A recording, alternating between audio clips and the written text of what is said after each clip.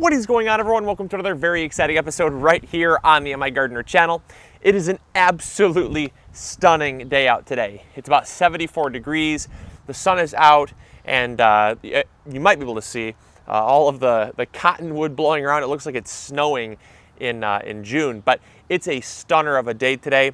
And so I wanted to get out in the garden today to talk about some plants that you could be growing in June.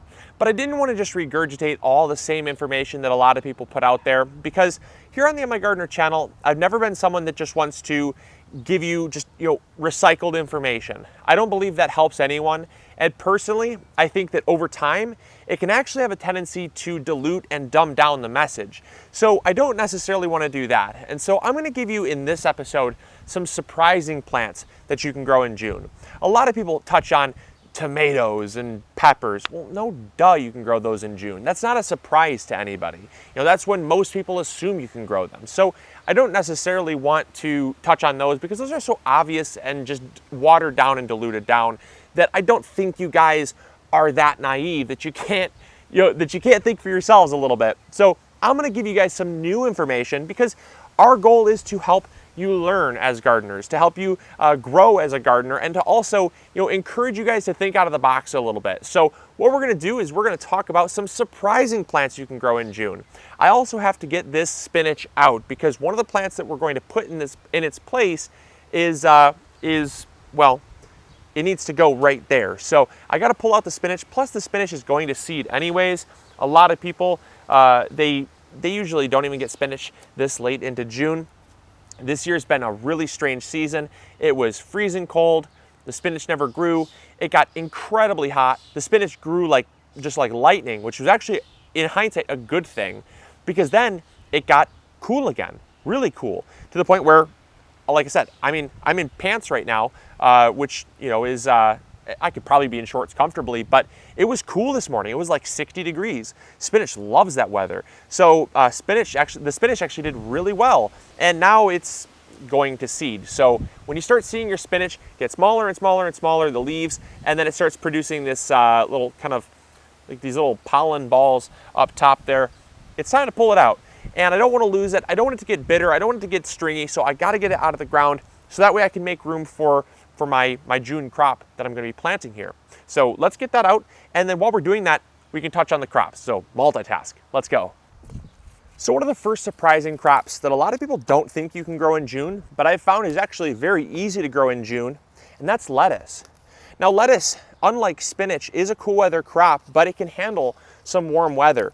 Now, when it comes to spinach, I recommend picking varieties that are more heat tolerant than others. One of the ones that comes to mind is a black-seeded Simpson lettuce. That variety, it just has always been a great one for us to grow in late spring, early summer. Now, obviously, if you're living in a place like Arizona or you're living in a place like Texas, it's just impractical to think that you could grow lettuce. So I would say this is for the vast majority of people. But if you're living down south where your days are already in the high 90s, might not be the best crop for you to try growing. And also, hopefully the wind doesn't ruin the audio. It's super, super windy. We just had the remnants of the hurricane that was down in the south, rolled up this way and brought a bunch of wind and rain. So hopefully it's not ruining the audio too much. But so for most people, lettuce can be grown in June, and a lot of people just omit it right from their garden entirely. But what we have found is if you pick the right varieties, you can do okay. Now, the next one that is surprising is that you can actually grow potatoes. And that's one that we're actually going to be putting here in this space. Now, potatoes, people think you have to plant it in early spring in order to get a harvest. And you can get an early harvest of potatoes by planting in early spring, but you don't need to, that's not a requirement for potatoes. Potatoes have a maturity time of right around 90 to 95 days. And so here in Michigan, with our growing season, and for most people, you can plant them right now in June and you'll get a late harvest of potatoes. It's totally fine to plant them right now. In fact, I know several people that they just planted their first planting of potatoes right now because it's been just such a crazy season that they wanted to let things kind of mellow out a little bit before they got their garden in. And so, yeah, there's nothing wrong with getting potatoes in the ground, but a lot of people, again, if they don't plant it in, say, late April, early May, when they get all their super early spring crops in the ground, they don't plant it at all. Get your potatoes in the ground. Plus, it's a wonderful way to have a staggered harvest. There are things such as early season, mid-season, and late season potatoes. And obviously, if you're very smart with your plant selection, you can actually select early season potatoes, and you can grow them well into almost July, where you can get a harvest by the end of the season. But it's not July yet, so stay tuned for that video. Really quick, I know you guys are going to ask me what I'm going to be doing with all of this spinach, because we have a ton of it here, and I'm just going to kind of mosey on and pick this stuff as we go, and I'm going to harvest all of this. I'm not going to let it go to waste. What we're actually going to do is we're going to wilt it down. If you've ever had quiche or cream of spinach soup, it requires wilted spinach, and a lot of it. Once you wilt down spinach, you can take a pound of spinach, wilt it down, and you pretty much have about a cup of spinach. And so it takes a lot of spinach, but this is all going to be used. We've been using this for salads. It's been well used, and this is just basically a way that we don't let any of it go to waste. And then the remainder, all the stems and stuff, that's all going to go in the compost pile. So nothing ever gets wasted here in the garden. The next crop that I don't see enough people starting in June is tomatoes. But I'm not talking about main season tomatoes. Like I said, that's just obvious. You can obviously be growing tomatoes in June, but I'm talking about starting seeds in June.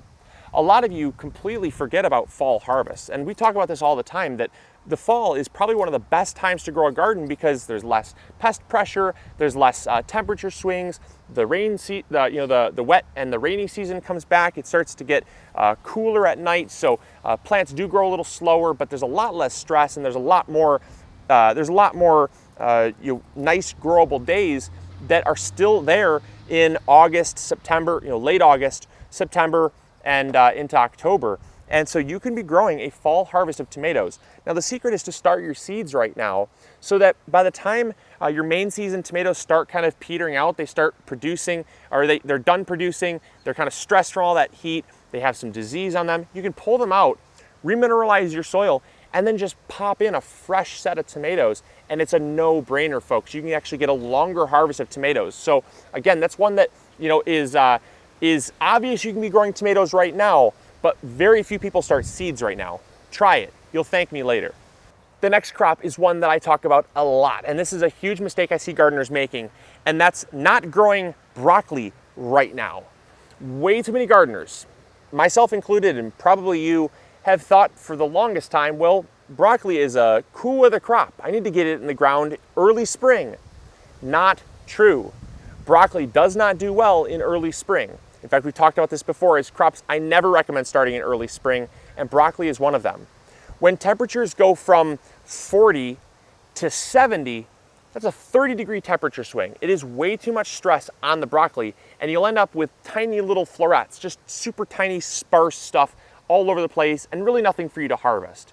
If you start your broccoli right now, and you start growing it right now, during late spring, early summer, as the weather is getting warmer, but much more gradually, you're actually gonna have much more success. So try growing broccoli right now. I think you'll find that, as we have found, that it's so much better. Ideally, I would have gotten this spinach I'd say about a week ago, but I thought we were gonna have a little bit more cool weather in the forecast, and then it got quite warm again. So it just was a little bit too much for this spinach.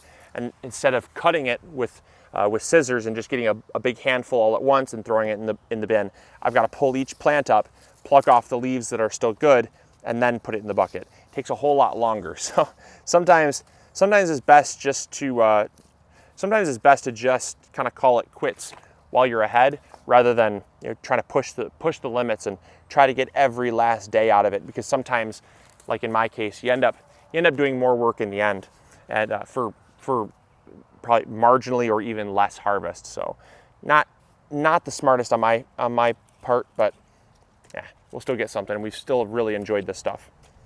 Now the next crop you can be growing in June that is often overlooked and is probably going to be surprising for you are peas. Now, much like lettuce, there are heat-tolerant peas. And last year, in fact, we grew peas well through July. Now peas mature so quickly, and they really don't mind the heat as long as you keep them well watered, and they can produce for you. oftentimes, again, people just kind of lump it into the early spring crop and they don't plant it after, say, late May. And once it's growing, they assume they can only get one crop. Well, you can actually start your peas in super early spring, like early mid-April, get them in the ground, or, you know, for us, it would be like early mid-April. For you, it'd be as soon as you can work the soil. When the soil warms up and the seeds sprout, they're gonna start growing, and you can plant that second succession right now. As long as you keep them well watered, and as long as your soil is nice and fertile, and it's going to insulate the roots like we've talked about in prior episodes, that even if the outside temperature gets really warm, it's the soil temperature that matters more than anything to a lot of these plants. And so get some peas in the ground. It's a great way to maximize your harvest. And try planting, my preference for right now would be some snap peas. I don't really grow a whole lot of shelling peas right now. I would actually plant the shelling peas earlier because they take longer to mature. I'm gonna get more of them if I plant them earlier. So I would plant like a snap pea right now, like a sugar snap pea or something like that, because I'm actually gonna get more for me to eat right now, because the season will be shorter, obviously, because it is gonna get warmer. They will, they will stop growing as it gets warmer. But like I said, there's a lot of people that I know that just won't even plant it at all. And you're missing out on a very, very good, nutritious, highly productive crop that most people only plant one time a year, and it's super early spring. And the final crop that I really want to see a lot more of you growing right now are bunching onions. Bunching onions are an onion, but they don't fit into the normal onion category. Oftentimes, we lump bunching onions with the same as regular bulbing onions. And when you plant regular bulbing onions, you do have to plant them in super early spring, because if you don't, there's not enough growing season in order to get large-sized onions. And so a lot of people just assume, well, it's an onion, I've got to plant it early. You can plant it early, but you don't have to. And this offers us a wonderful opportunity, like I've said before with a lot of these crops, to get a second, third, or even fourth harvest during the growing season. I actually plant a very early season harvest of bunching onions because they mature in about 45 to 50 days. And then what I'm going to do is I'm actually going to plant a second harvest. I actually have them started already in the cell packs. They already just started sprouting, so they're fairly new, about a week old. And then in about a week and a half, I'm gonna get them in the ground. And that way, when my other ones are getting pulled out, like I said, I'm just gonna re-amend and plant in the same location. A lot of people say, well, are you supposed to move them around? What about rotational, what about rotating your crops? As I've said before, in a home garden, as long as you can re-amend the soil and you didn't have any problems that were super big and really noticeable, you're going to be fine planting the same crop there, because biodiversity is what keeps everything healthy. And as long as, like I said, as long as you're being a good steward to your soil and you're taking care of it, it's not like large commercial farms that deplete their soil over time and feed them with heavy synthetic fertilizers and rototill them all the time and break that soil structure. That's most of the reason why farmers have to rotate their crops, is because of that. But because we're taking care of the soil naturally and we're building the soil over time and we're not necessarily rotating it and flipping it and disturbing it all the time, you can grow so many crops there. Tomatoes, like I said, with your tomatoes, as I touched on, you're probably thinking to yourself, did he say rip out the tomatoes that were petering out and plant new ones? I did say that. And that's because, again, space is limited. And if you're gonna get a second harvest of something, pull out the crops once they've matured and done all their producing. Plant a new crop right in its place and just keep growing it. So yeah, that's how we do it here in the Am I Gardener garden. I hope you guys enjoyed. I hope you learned something new. If you did, make sure to throw a like up there. As I said before, likes really help spread this video around to more people. YouTube likes to see that engagement. And so I hope you guys enjoyed. I hope you learned something new. And as always, this is Luke from the Am I Gardener channel, reminding you to grow big or go home. And we'll catch you all later. See ya. Bye.